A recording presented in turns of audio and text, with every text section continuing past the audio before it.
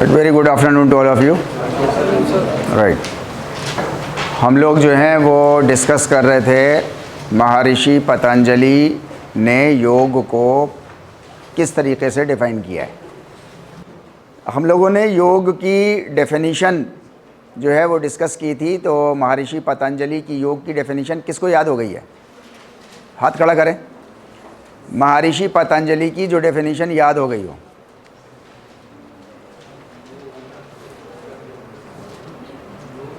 योगश चित्त वृत्ति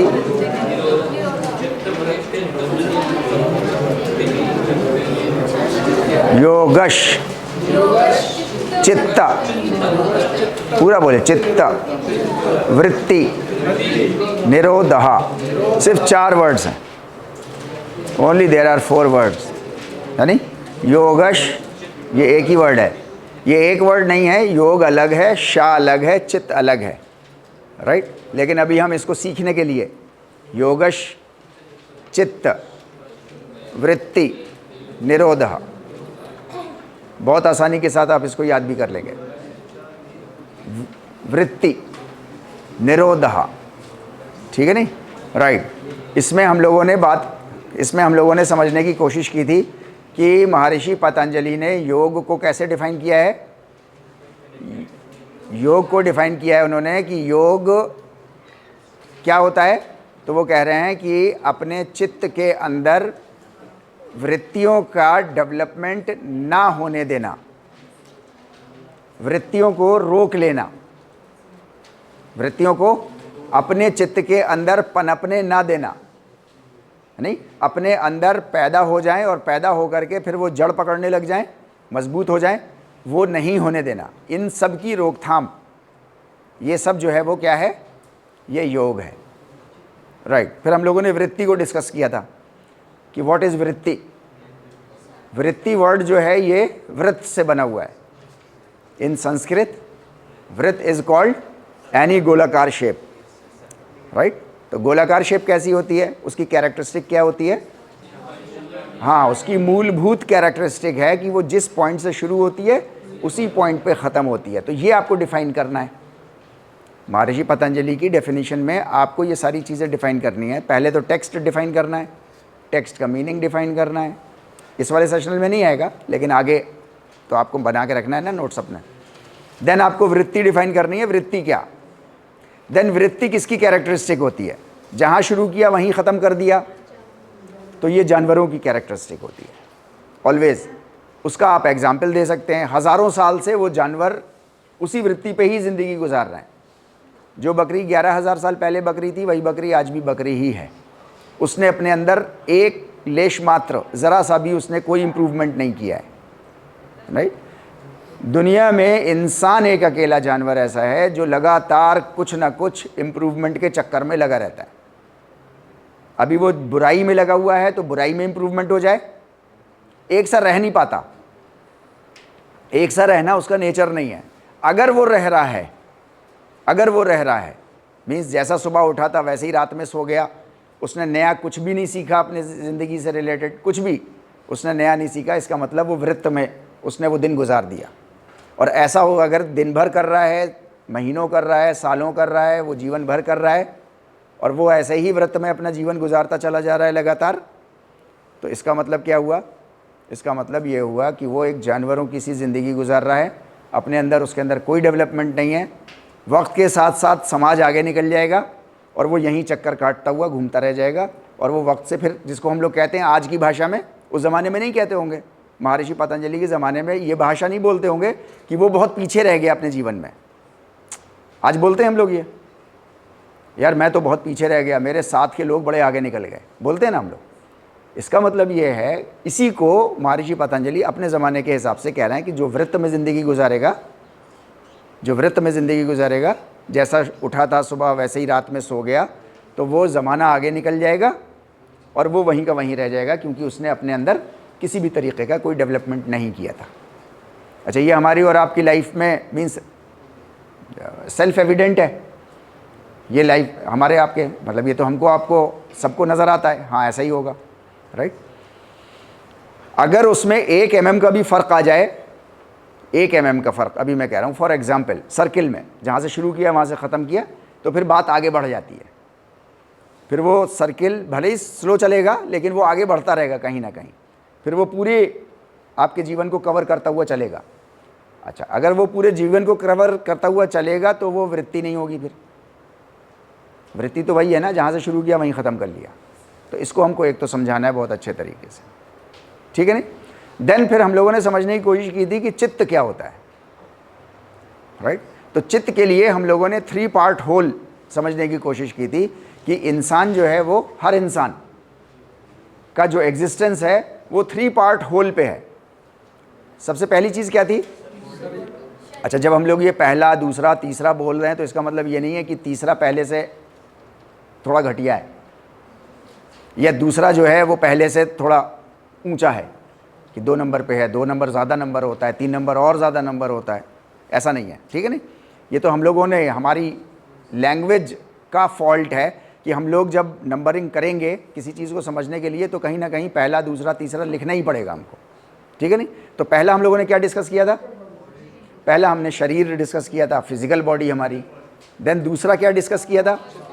आत्मा डिस्कस किया था, जो कि तीसरे नंबर का था, राइट। देन दूसरे नंबर पे हमने डिस्कस किया था क्या? चित्त को हमने डिस्कस किया था, राइट। इन तीन में से 2 चीज़ें ऐसी हैं जिनमें लगातार चेंज होते रहते हैं। 2 चीज़ें ऐसी हैं जिनमें लगातार चेंज होता रहता है, एडिशन डिलीशन होता रहता है, वो घटते बढ़ते रहते हैं। कौन कौन से हैं? राइट, वो चित्त है आपका और आपके शरीर है, आपकी बॉडी है आपकी, राइट, ओके। आत्मा कैसी है? न्यूट्रल। आप इसको बोलो अभी न्यूट्रल है वो।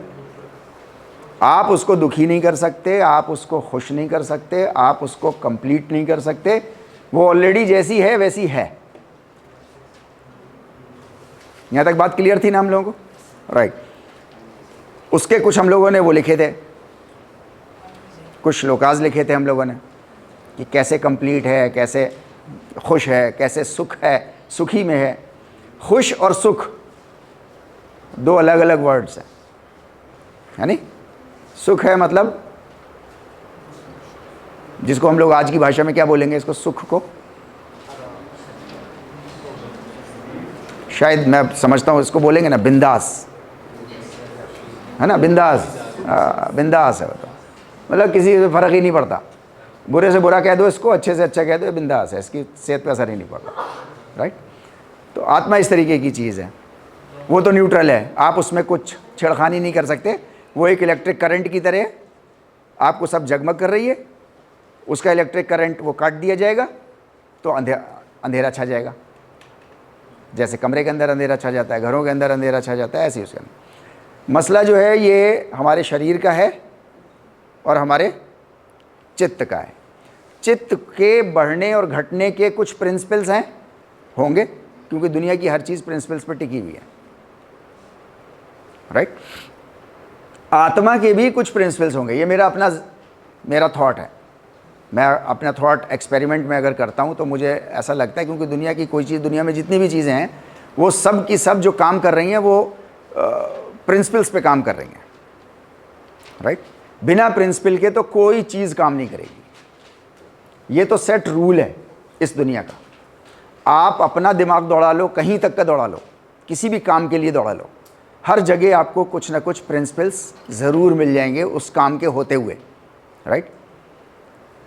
आत्मा के बारे में जैसा कि कहा गया कि वो शब्दों से परे है, ओके फाइन, हमारे आपके शब्दों से परे है, लेकिन कोई ना कोई प्रिंसिपल होगा उसका काम करने का। क्या प्रिंसिपल है वो प्रिंसिपल हमको नहीं समझ में आता। क्यों नहीं समझ में आ रहा? क्योंकि अभी तक ह्यूमंस, अभी तक और शायद आगे भी नहीं कर पाएंगे।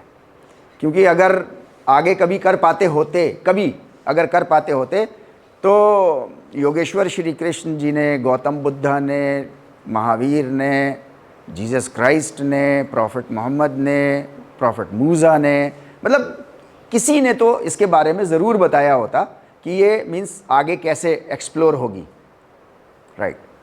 इसके एक्सप्लोरेशन के लिए कह दिया गया कि ये स्थाणु है, अनऑल्टरेबल है और शब्दों से परे है। तो शब्दों से परे है मतलब शायद आज तक तो ऐसी हम लोगों ने भाषा बना नहीं पाए, आज तक सारे इंसान मिल करके एक साथ ऐसी भाषा तो बना नहीं पाए। ये जो भाषा बनाई है ये मैंने अकेले नहीं बनाई, आपने अकेले नहीं बनाई, हम सब लोगों ने, उस कम्युनिटी के सारे लोग मिल के उस भाषा को बनाते हैं, तब वो भाषा कोई बनती है। कोई लैंग्वेज, कोई भी लैंग्वेज, आज जो लैंग्वेज चल रही है ज़रूरी नहीं है ये 75 साल बाद यही लैंग्वेज चले ऐसे ही क्लासरूम में। हो सकता है क्लासरूम यही रहे, टीचर स्टूडेंट्स का रेशियो भी ऐसे ही रहे, लेकिन हो सकता है यहाँ पर भाषा कुछ और बोली जा रही हो उस वक्त। ऐसा हो सकता है या नहीं हो सकता? हो सकता है ऐसा। 75 साल पहले भी कुछ और भाषा बोली जा रही होगी, नहीं? लेकिन अभी तक ह्यूमैनिटी ने ऐसी भाषा नहीं ईजाद की है, अभी तक मिल के नहीं बनाई है, जहाँ पर वो रूह को, आत्मा को, स्पिरिट को, जहाँ पर वो एक्सप्लेन कर दे। इसी वजह से कहा गया इसको, हर किसी ने कहा कि ये शब्दों से परे चीज़ है। अच्छा, शब्द जो हैं वो आपकी लैंग्वेज के होते हैं, यानी कि लैंग्वेज आगे भी नहीं बन सकती, ये ऐसा मेरा मानना है। ठीक है, किस प्रिंसिपल पे काम करती है, कैसे कनेक्टिविटी बनाती है हमारी बॉडी के अंदर,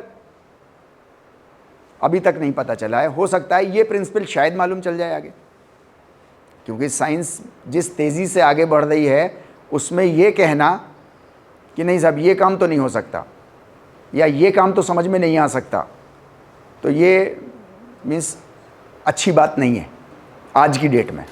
अब से 50 साल पहले कोई कहता कि ये बात नहीं, ऐसा नहीं हो सकता, तो हो सकता है ऐसी बात नहीं हो सकती। लेकिन अब तो हमने और आपने अपनी दुनिया मीन्स अपनी आंखों से देख लिया है कि बहुत से ऐसे काम जो कभी नहीं हो सकते होंगे, राइट, वो आज की डेट में हो रहे हैं। हमारा आपका एक्सेस नहीं है, नहीं तो नासा की जो लेबोरेटरी है और उनके जो स्टूडेंट्स हैं और उनके जो नासा के जो ग्रेजुएशन के स्टूडेंट्स हैं, वो अपनी आंखों से वो सारी चीज़ें ब्रह्मांड में देख रहे हैं, कॉस्मॉस में देख रहे हैं, जो हमको नहीं नज़र आ रही, हमसे मतलब की भी नहीं है, उनके साइंस की चीज़ें वो देख रहे हैं अपना, लेकिन उनको वो चीज़ें अब दिखाई दे रही हैं जो अब से 50 साल पहले नहीं दिखाई देती थी उनको, राइट। फिजियोलॉजी की दुनिया में बहुत सी चीज़ें ऐसी नज़र आ रही हैं जो पहले नज़र नहीं आती थी 50 साल पहले, अब नज़र आ रही हैं साइंटिस्टों को, राइट। तो ये कहना आज की डेट में कि नहीं है, कल को ऐसा नहीं हो सकता, तो ऐसा बिल्कुल हो सकता है कि वो प्रिंसिपल हमें समझ में आ जाए कि आत्मा जब शरीर से कनेक्शन बनाती है तो ये किस तरीके से काम करती है, ये प्रिंसिपल समझ में आ सकता है। लेकिन शायद एक्सप्लेन फिर भी ना कर पाएँ, क्योंकि हर किसी ने, जो कोई भी आया है, हर किसी ने यही कहा है कि ये शब्दों से परे चीज़ है और इसका तो ज्ञान, इसका तो इल्म कम ही दिया गया है। तो जब कम दिया गया है तो हमेशा के लिए होगा फिर ये, ऐसा मेरी हाइपोथेसिस है, इसको बोलते हैं हाइपोथेसिस। ये कोई मैं अपनी तरफ से बिल्कुल फैक्ट बात नहीं कह रहा, लेकिन ये मेरी सोच है, इसको हाइपोथेसिस बोलते हैं, अंदाज़ा लगाना, राइट। तो हम लोग जो हैं वो अभी बात करेंगे कि शरीर के बारे में हम लोग काफ़ी देर, मतलब पूरा फिज़िकल एजुकेशन, हमारे जो प्रोफेशन है इसका नाम ही फिज़िकल है, फिज़िकल बॉडी। तो हम लोग तो फिज़िकल बॉडी के रिलेशन में दुनिया भर की चीज़ें पढ़ते रहते हैं, इसमें भी 2-4 चीज़ें कहीं आएंगी बीच में, जितनी ड्यू हैं योग में। देखिए, योग में बॉडी आपकी स्ट्रांग होना ज़रूरी है या नहीं है? बहुत ज़्यादा ज़रूरी है। क्यों ज़रूरी है? क्योंकि अगर आपकी बॉडी स्ट्रांग नहीं होगी, अगर आपकी बॉडी स्ट्रांग नहीं होगी तो फिर आपका चित्त भी कॉन्फिडेंट नहीं होगा। मीन्स आपकी जो पर्सनैलिटी है, अभी आप इसको अपना पर्सनैलिटी बोलो तो अच्छे से समझ में आ जाएगा, यानी आपकी जो पर्सनैलिटी है वो खुद अच्छे से कॉन्फिडेंट नहीं होगी। और अगर आपकी पर्सनैलिटी, जिसको योग की भाषा में चित्त बोलते हैं, अगर वो चित्त कॉन्फिडेंट नहीं होगा तो आपके अचीवमेंट्स किस लेवल के होंगे? या तो बहुत ही मीडियोकर लेवल के होंगे, क्योंकि कॉन्फिडेंस नहीं है आपको अपने काम पे, राइट और रॉन्ग, या बहुत नीचे के लेवल के होंगे। उस लेवल के नहीं होंगे जिस लेवल के आपके प्रोफेशन में कॉम्पिटिटिव लेवल पर चाहिए होंगे। कॉम्पिटिटिव लेवल पर होने के लिए you have to have good amount of confidence within your personality, right और रॉन्ग, राइट, ओके। आपकी बॉडी बहुत स्ट्रांग होनी चाहिए, एफिशिएंट होनी चाहिए, बहुत सपिल होनी चाहिए, ताकि चित्त जो है वो बहुत कॉन्फिडेंट हो सके। ऐसा क्यों? वाई? चित्त और बॉडी का आपस में क्या रिलेशन है? भाई कहीं कहीं होता है ना, एक दुनिया में एक टाइम ऐसा भी आता है, हमारा आपका सबका समय कभी आएगा कि चित्त जो है वो ये शरीर छोड़ के चला जाएगा। चला गया ना, उसने वो नाता ही तोड़ दिया उसने, लेकिन अभी तो ताल्लुक़ है, अभी तो उसका संबंध है, रिलेशन है, तभी तो हम और आप बैठे हुए हैं यहाँ पर, राइट? वो तो एक कनेक्टिविटी रूह की बनी हुई है, आत्मा की बनी है, तो करंट आ रहा है। लेकिन चित्त आपका बैठा हुआ है, शरीर के साथ बैठा है, तो इन दोनों का रिलेशन आपस में क्या है?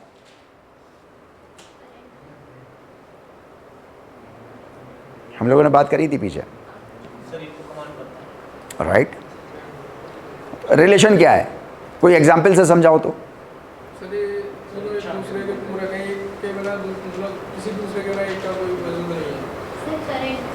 करंट तो आत्मा है, इच्छा होती है। और क्या हम लोगों ने कुछ एग्जाम्पल लिया था? आत्मा को हम लोगों ने कहा था, रूह को हम लोगों ने कहा था कि ये पेट्रोल है। सवार एंड सवारी का रिलेशन है, सवार एंड सवारी का रिलेशन है, राइट? आपका चित्त जो है, आपका चित्त, अभी हम लोग ये बात नहीं कर रहे कि वो आपकी बॉडी में रहता कहाँ है, वो भी बड़ा इंटरेस्टिंग पार्ट है, आएगा आपके इसमें, राइट? है कहाँ वो? लेकिन आपकी बॉडी जो है उसके ज़रिए से चित्त अपने काम करवाता है। चित्त जो है वो अपने काम करवाता है, जिसको आप और हम सब बोलते हैं, और हर भाषा का आदमी बोलता है कि मैंने पानी पिया, मैंने पानी पिया, मैंने खाना खाया, मैं दोस्त से मिलने गया, मैं क्लास करने गया, मैं क्लास करके आया हूँ, राइट? जबकि होता एनाटॉमिकली एंड फिजियोलॉजिकली है, मतलब ऊपर से देखने में। लेकिन असल में ये आपका चित्त है जो आपसे सारे काम करा रहा है, और शरीर उन कामों को कर रहा है, राइट? चित्त को पकड़ना है तो बिना हाथ के नहीं पकड़ सकता, बिना हाथ के नहीं पकड़ सकता। अगर ये हाथ किसी तरीके से बांध दिया जाए कहीं पे या कट जाए तो फिर चित्त लाख चाहे, जो आप लोगों ने में से किसी ने कहा था ना कि ये पूरक है एक दूसरे के, है नहीं, एक दूसरे से पूरे होते हैं, राइट?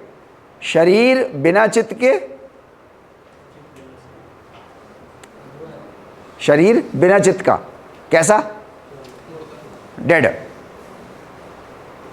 किसी की डेथ हो जाती है तो कहते हैं ना कि चले गए, स्वर्गवास हो गया, यानी शरीर छोड़ दिया, राइट? तो वो चित्त होता है जो चला जाता है, राइट? और चित्त बिना शरीर के मीन्स बहुत लिमिटेड मूवमेंट्स हो जाते हैं उसके। अगर आंखें नहीं हैं तो चित्त लाख चाहे देखना, फिर नहीं देख पाएगा, फिर उसको कानों से सुनना पड़ेगा, फिर कानों वाली टेक्नोलॉजी उसको इस्तेमाल करनी पड़ेगी। बस जितना लोग बता देंगे, है नहीं, बस उतना ही होगा, इसके अलावा और कुछ नहीं होगा, राइट? तो अगर कहीं आपको सवाल ये पूछा जाए कभी भी, आज नहीं कल, कल नहीं परसों, परसों नहीं कभी, आपको स्टूडेंट्स को अपने समझाना हो कि आपके चित्त का और आपके शरीर का आपस में क्या रिलेशन है, या इन तीनों का आपस में क्या रिलेशन है, तो आपको वो तीनों के रिलेशन जो हैं वो आपको मेंटेन करके आपको समझाने होंगे कि क्या रिलेशन है। और उसके लिए बेस्ट एग्जाम्पल है बिजली का करंट, नंबर 1, और सवार एंड सवारी। यहाँ तक बात समझ में आ रही है ना? इससे आप जो है वो चीज़ों को आसानी के साथ समझा लेंगे, राइट? तो हम लोग यहाँ तक आ गए थे कि मैथमेटिकल रिप्रेजेंटेशन में हम लोगों ने बात करी थी कि जो भी बच्चा पैदा हो रहा है, राइट, वो अपने शरीर और चित्त, यही 2 चीज़ें हैं बस उसके पास जो घटती और बढ़ती हैं, राइट? शरीर भी किसी ना किसी लेवल से, किसी ज़ीरो लेवल से शुरू हुआ था कभी, राइट? इस दुनिया में जब शरीर आया था तब एक सर्टेन एज थी उसकी, एक सर्टेन एज थी, 6 महीने से 9 महीने के बीच का एक एज थी। तो उतना जितना उसको डेवलप होना चाहिए था, उन 6 महीने से 7 महीने में, 9 महीने में उतना वो डेवलप हो गया था, लेकिन कभी उसकी शुरुआत जीरो से हुई थी, राइट। चित्त का जो जीरो लेवल है वो इस दुनिया में जब बच्चा आ जाता है तो वो जीरो लेवल लेकर के आता है। अब यहां से उसको डेवलप होना शुरू होता है, यहां से अब उसको डेवलप करना शुरू होता है। तो हमारी आपकी जो कोशिश है पूरी ज़िंदगी की वो यही है, मैथमेटिकल रिप्रेजेंटेशन में। लगातार आप 3 लड़कियां बातें कर रहे हो, प्लीज़, मतलब मेरी समझ में नहीं आ रहा मैं क्या करूं आप लोगों के साथ, राइट। मैथमेटिकल रिप्रेजेंटेशन में लगातार जो है वो हमको इस बात की कोशिश करनी है कि नंबर लाइन समझते हैं ना हम लोग, ये जो दिखाई दे रही है हमको, 0 then positive and negative, -1 -2 -3, right. इसमें नेगेटिव में जो है वो चित्त नहीं जाना चाहिए। अच्छा, 0 पे भी नहीं रहना चाहिए, जैसा था वैसे ही मर गए, तो वो तो वृत्ति है ना, राइट। वो तो डेवलप तो होना ही चाहिए, वो तो बाय डिफॉल्ट होगा। शरीर है तो ये तो बड़ा तो होगा। आपने देखा होगा कई बार ऐसा होता है, साइकोलॉजिकल कुछ प्रॉब्लम्स होती हैं कि जिसमें माइंड नहीं बड़ा होता, मींस मेंटल डेवलपमेंट नहीं होता, लेकिन फिजिकल डेवलपमेंट बहुत हो जाता है। 24 साल 30 साल 50 साल की जो है वो फिजिकल एज है आपकी, लेकिन मेंटल एज आपकी जो है वो 7 साल की है, 5 साल की है, 12 साल की है। वैसे तो मीन्स 99.9% केसेस में ये सब एक दूसरे के कोरिलेशन में ही चलती हैं सारी एजेस, लेकिन कभी कभी ऐसा हो जाता है कि मेंटल एज जो है वो तो हो गई 50 की और फिजिकल जो है वो 24 की रह गई। मीन्स जितनी है 24 पे, अभी 24 साल के हैं आप तो 24 की रह गई, 24 की है, लेकिन मेंटल आपकी जो है वो और ज़्यादा हो गई। ज़्यादातर केसेस में ऐसे ही होता है कि सब एक सीक्वेंस में ही चलते हैं, इसी वजह से एक साथ एक क्लास में बैठते हैं, लेकिन इसमें भी कहीं ना कहीं स्लाइट मार्जिन तो होता ही है एक दूसरे का। इसी वजह से ग्रैस्पिंग पावर जो है वो सबकी अलग अलग तरीके से होती है। मैं एक ही बात बोल रहा हूँ, आप में से ज़्यादातर लोग एक ही बात समझेंगे जो मैं बोल रहा हूँ।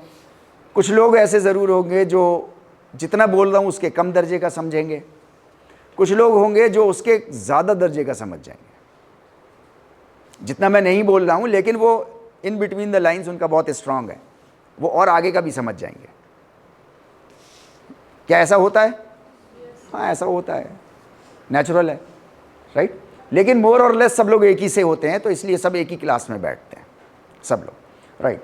तो हम लोगों ने यहाँ पर बात करी थी कि योग का जो सोल एम है, सोल एम, रूह से कुछ कर नहीं सकते, राइट। अब बचा शरीर और चित्त, यही 3 चीजें हैं आपके पास। 3 में से 2 चीजें आपकी घटाना बढ़ाना इसी में हो सकता है। योग का जो मेन काम है, जो मेन सोल है, उसका प्राइम सोल है, वो है चित्त का डेवलपमेंट। ये इंपॉर्टेंट है। शरीर यहीं से बना है, मिट्टी से ही बना है, जिसको हम लोग भारतीय संस्कृति में क्या कहते हैं, इसको पंच तत्व। पंच तत्व से इंसान नहीं बना है, शरीर बना है। और शरीर को ही कहा जाता है या पूरे इंसान को कहा जाता है? शरीर को ही कहा जाता है। यही 2 चीजें हैं बस हमारे पास, शरीर है और एक मैं हूं जो शरीर पे चल रहा है, राइट। जिसको योगिक भाषा में क्या कहते हैं? इसको चित्त बोलते हैं। तो सिर्फ ये 2 चीजें हैं। इन्हीं 2 चीजों को आप याद करो जरा। किसी को अगर योग प्रेयर याद हो तो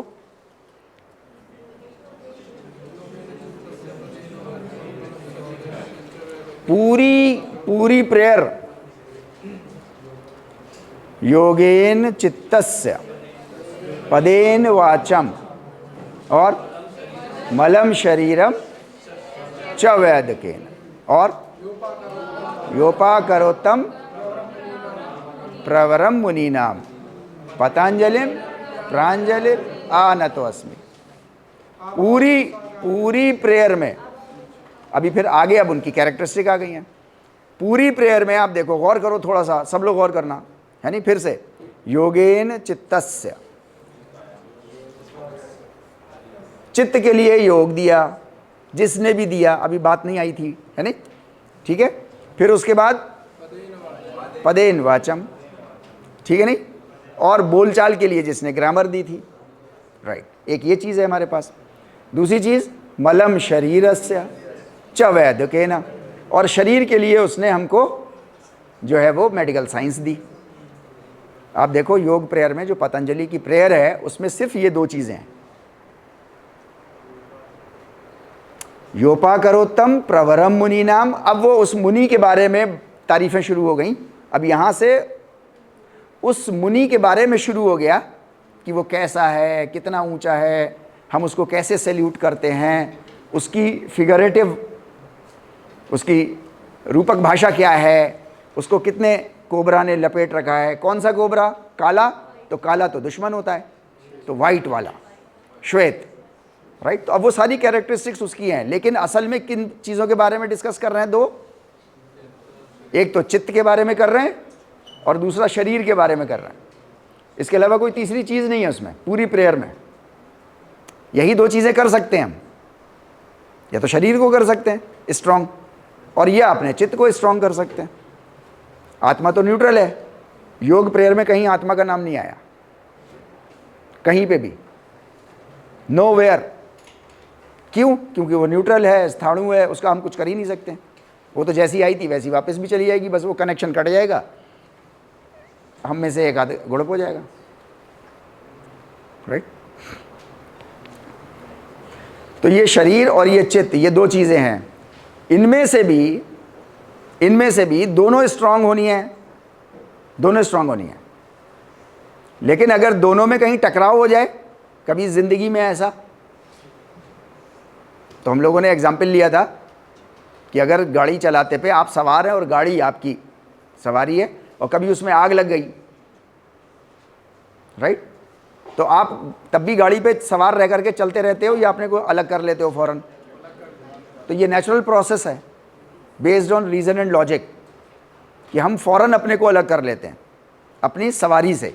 इसी तरीके से चित्त जो है वो अपनी सवारी से अपने को फ़ौरन अलग कर लेता है अगर उसको लगता है कि अब ये मेरे काम का नहीं है, ख़त्म हो गया है, ख़राब हो गया है, या इस लेवल का ख़राब हो गया है कि अब ये मुझे कैरी नहीं कर सकता, मेरा पर्पज़ नहीं हल कर सकता अब ये, तो वो फ़ौरन शरीर छोड़ देता है।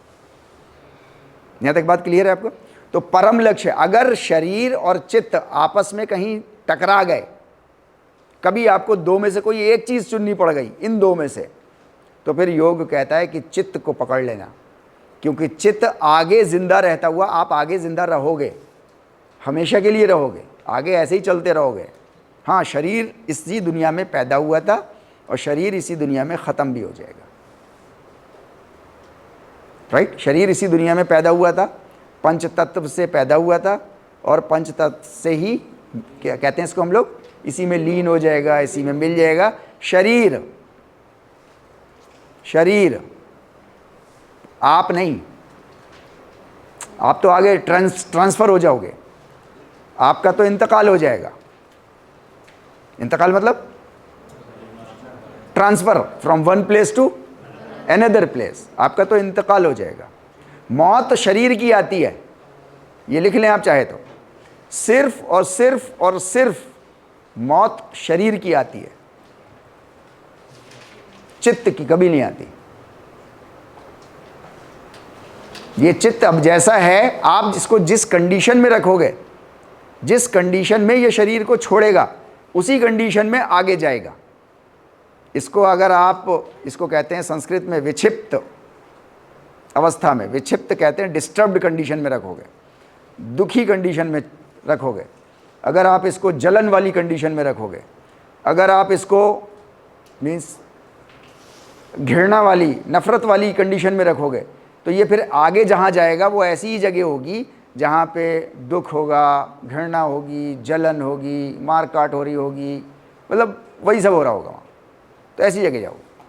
अगर आप इन सारी चीज़ों से बच जाओगे तो फिर आप एक ऐसी अवस्था होगी जिसको हम लोग कहते हैं सुख अवस्था, कहते हैं ना सुखासन, सुख अवस्था है, स्टेबलाइज्ड, बैलेंस्ड। अगर बैलेंस्ड आप अपने चित्त को डेवलप कर पाए, इसके लिए बहुत मेहनत लगती है। इसके लिए बहुत जगहों पे कई बार बहुत अच्छे अच्छे ऑफर्स को आपको ठुकराना होता है, राइट। लेकिन अगर आपने वो कर लिया इस दुनिया में रहते हुए, तो आगे जब भी ये ट्रांसफ़र करेगा तो किसी अच्छी ही जगह पे फिर करेगा, जिसको धार्मिक ज़ुबान में कहते हैं, धार्मिक भाषा, धार्मिक ज़ुबान में कहते हैं स्वर्ग, जन्नत। इसको जो बुरी जगह है उसको कहते हैं नर्क, जहन्नुम, हेल, ये हेवन, वो धार्मिक भाषा है। मैं धार्मिक भाषा को नहीं इस्तेमाल करूँगा कहीं पे भी, एग्जाम्पल के तौर पे इस्तेमाल करेंगे बस उसको, क्योंकि हम लोग वरना फ़ौरन, एक तो हमारे ब्रेन की ये कनेक्ट वो है, बड़ी प्रॉब्लम है कि मतलब मैं कुछ भी बात बोलूँ, अच्छा ज़रा सा जोर दे के बोल दूँ तो आपका माइंड फ़ौरन मेरी कनेक्टिविटी उससे बनाने लग जाएगा। फॉर एग्ज़ाम्पल, मैं जैसे बोलूँ, कुछ एग्जाम्पल लूँ आपसे भूटान के, और थोड़ा सा जोर आपको लग जाए, हालांकि मैं दे रहा हूँ नहीं दे रहा पता नहीं, लेकिन आपको लग जाए कि मैं भूटान के बारे में ज़्यादा बोल रहा हूँ, तो आपका ब्रेन बाय डिफ़ॉल्ट, ब्रेन बहुत सी चीज़ें खुद ही सोच लेता है, वो फ़ौरन जो है वो सोच लेगा कि अच्छा ये भूटान का फेवर कर रहा है, ये भूटान का फेवर कर रहा है। अच्छा मैं नहीं कर रहा फेवर, मैं कुछ एग्जाम्पल से सेट कर रहा हूँ बस आपसे। तो ये ब्रेन की टेंडेंसी होती है हमारी, आपकी, ठीक है नहीं। तो मैं आपसे ये कह रहा हूँ कि जहाँ पे चित्त यानी कि आप खुद, आपकी पर्सनैलिटी जिसको आप मैं बोलते हो, वो और शरीर फिज़िकल में अगर कहीं लड़ाई हो जाए, कहीं टकराव पैदा हो जाए, तो हमेशा चित्त को पकड़ लीजिएगा और शरीर को उस वक्त छोड़ दीजिएगा टेम्परेरी तौर पे। ऐसा नहीं है हमेशा के लिए छूट जाएगा, वो टेम्परेरी तौर पे। जैसे अभी भी आप बहुत सी चीज़ें, बहुत सी लग्जरीज़, बहुत से आराम आप अभी भी जो है वो छोड़े बैठे हैं। बीपीएड एमपीएड का कोर्स कर रहे हैं तो घरों से आप दूर हैं, तो बहुत सी चीज़ें छोड़े बैठे हैं आप यहाँ पे। क्यों? ताकि फ्यूचर अच्छा हो जाए। The same is true with that battle between physical and चित्त। जैसे कोई इंसान बहुत ज़्यादा दुखी हो जाता है और वो सुसाइड कर लेता है या सुसाइड के बारे में सोचता है, तो क्या ये चित्त की आवाज़ होती है कि शरीर में ज़्यादा दुख हो रहा है तो निकल जाया जाए यहाँ से? अभी हम लोग आएंगे उस चित्त पे, क्योंकि फिर चित्त हमारा कई कंडीशंस से अलग अलग तरह से डेवलप हो जाता है ना। जैसे मैंने एक बोला ना आपको, जैसे विक्षिप्त अवस्था है नहीं, तो ये एक विक्षिप्त चित्त होता है जो डिस्टर्ब्ड हो जाता है, वो हर बात पर डिस्टर्ब ही होता रहता है। लेकिन हमने उसको पीछे से कहीं, हमारे एक्सपीरियंसेस ऐसे हैं, कहीं से उसको ट्रेनिंग ऐसी हो गई है कि वो शांत भाव पकड़ ही नहीं पाता, वो हमेशा डिस्टर्ब ही रह जाता है, राइट। कुछ ऐसे भी होंगे, ऐसे चित्त जो हर हाल में शांत भाव से हैं, मतलब उनके ऊपर चाहे कुछ भी गुजर जाए, है नहीं। ऐसे बहुत से आपको एग्जाम्पल्स मिल जाएंगे। मैं एक एग्जाम्पल ले रहा हूँ आपको, गौतम बुद्धा।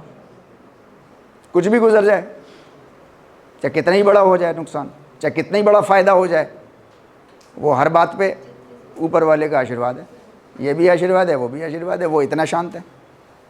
तो ये डिपेंड करता है कि आपने अपने चित्त को कैसे ट्रेन किया है। जैसे बॉडी ट्रेन करनी पड़ती है ना आपको, तब आपका न्यूरोमस्कुलर जंक्शन बनता है, तब आपका जो है वो मस्कुलर सिस्टम बनता है, तब आपका स्केलेटल सिस्टम स्ट्रांग होता है। ऐसी चित्त के भी प्रिंसिपल्स हैं, वो हम लोग आएंगे, उनको हम लोग डिस्कशन करेंगे आगे, राइट।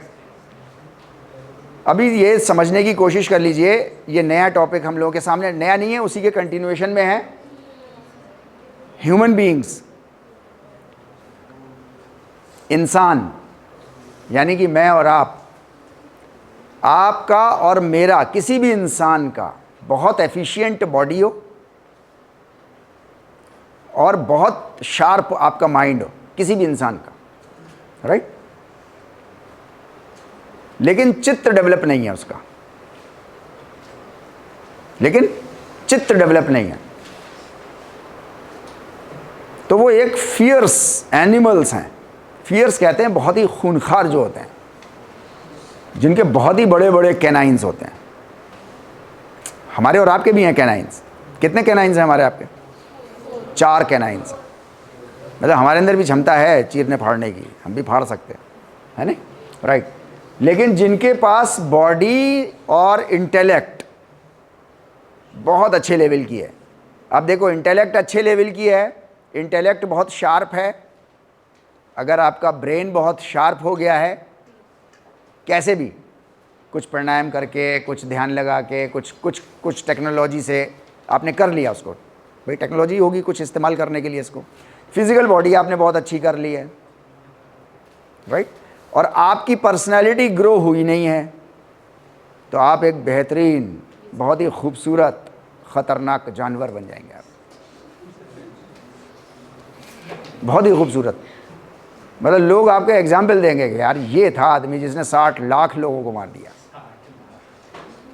हाँ ये कर सकता है, राइट, ओके। देखिए दुनिया में आज साइंस हमको बताती है, अब से 50 साल पहले, 50-60 साल पहले तक हमारे पास आँखों से देखा नहीं था हमने, आज जो है वो आप मतलब एस्ट्रोनॉमिकल जो टेलीस्कोप्स होते हैं आप उनको लगा करके विदिन 43 डेज़ आप देख भी सकते हैं, अगर लगातार देख लें, उनका कुछ एक सेट सिलेबस है, उसके अकॉर्डिंग अगर आप थोड़ी सी स्टडी कर लें कॉस्मोलॉजी की, तो आपको दिखाई देगा कि ये सारा पूरा यूनिवर्स जो है वो मीन्स आगे की तरफ बढ़ रहा है, लगातार ग्रो कर रहा है, और दुनिया की हर चीज़ जो है वो अपने मैक्सिमम तक ग्रो करती है। मैं ये जो बात कह रहा हूँ आपको, थोड़ी सी नींद तो आ रही है आप लोगों को, लेकिन थोड़ा सा, हर चीज़, आप देखिए एक चूजा पैदा हुआ है, राइट, मैक्सिमम वो अपने को ग्रो करेगा या नहीं करेगा, जो उसका मैक्सिमम है, राइट। एक अमरूद का पेड़ अपने को मैक्सिमम पे ग्रो करेगा या नहीं करेगा, उसके अंदर जितना भी टैलेंट है वो पूरा ग्रो करेगा। मतलब हर चीज़ दुनिया की अपने मैक्सिमम पोटेंशियल तक जा रही है ना, राइट। अमरूद का फूल निकला है, तो वो क्या फूल अपने को चाहेगा कि वो मैक्सिमम ग्रो हो जाए, चाहेगा, मीन्स दुनिया की हर चीज़ ग्रो कर रही है, right. The same is true with our physical body, grow कर रही है या नहीं कर रही है, जब से पैदा हुई है तब से लगातार कर रही है, या कहीं कहीं आप उसको स्विच ऑन एंड ऑफ भी कर लेते हो, अभी तक तो नहीं कर पाए, या कर पाए कहीं, अभी तक तो टेक्नोलॉजी साइंस ने नहीं बनाया ऐसा कि कहीं आप स्विच ऑन कर लो और फिर थोड़ा चलाया आपने, फिर स्विच ऑफ कर लिया आपने, है नहीं, राइट। तो बॉडी भी आपकी कर रही है। तो अब मैंने अपनी एक हाइपोथेसिस डेवलप की है, उस हाइपोथेसिस को मैंने आपके सामने यहाँ पर लिखा है कि जब सब चीज़ें ऐसा कर रही हैं तो हमारा चित्त अपने मैक्सिमम पोटेंशियल पे क्यों ना जाए, कर रही है ना हर चीज़, भाई दुनिया की हर चीज़ अपने को लेटेंट से फुल पोटेंशियल पे ग्रो कर रही है। दुनिया का हर जानवर का बच्चा अपने को मैक्सिमम पॉसिबल पे ले जाता है, मैक्सिमम टैलेंट पे, जो भी उसका टैलेंट है, राइट। हर पेड़, हर बैक्टीरिया, हर वायरस, जिसको हम बोलते हैं ना लाइफ साइकिल है इनकी, तो लाइफ साइकिल होती है उनकी, तो वो अपने को लेटेंट मतलब जो उनके अंदर होता है, उनके अंदर से मैक्सिमम पे वो अपने को ले जाते हैं। यहाँ पर मैंने अपनी एक हाइपोथेसिस डेवलप की है, तो फिर हमारा चित्त क्यों नहीं डेवलप होना चाहिए? अब आप बताइए, होना चाहिए या नहीं होना चाहिए? होना चाहिए चित्त डेवलप। अब कैसे होगा वो आगे की इशू है, लेकिन चित्त हमारा डेवलप होना चाहिए, क्योंकि दुनिया की हर चीज़, ये प्रिंसिपल है दुनिया का ये गवर्निंग प्रिंसिपल है कि दुनिया की हर चीज़ ग्रो करती है अपने फुल पोटेंशियल तक, राइट। हमारा चित्त भी अपने लेटेंट से, लेटेंट मतलब ज़ीरो लेवल से, ज़ीरो से 100% जो भी उसका पोटेंशियल हो उसको ग्रो होना चाहिए, उसको डिसइंटीग्रेट नहीं होना चाहिए, उसको वृत्ति में नहीं फंसना चाहिए, राइट। उसको लगातार ग्रो होते रहना चाहिए, क्योंकि दुनिया की सारी चीज़ें हो रही हैं।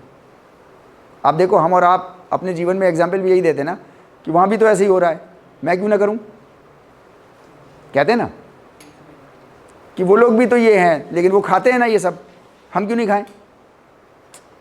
मतलब इसी तरीके के एग्जाम्पल होते हैं ना हम लोगों के। आप देखो जब अपनी बात जस्टिफाई करनी होती तो ऐसे ही बोलते हैं ना हम लोग कि हाँ कंपेयर करते हैं तो, और मतलब सिमिलरिटी में कंपेयर करते हैं।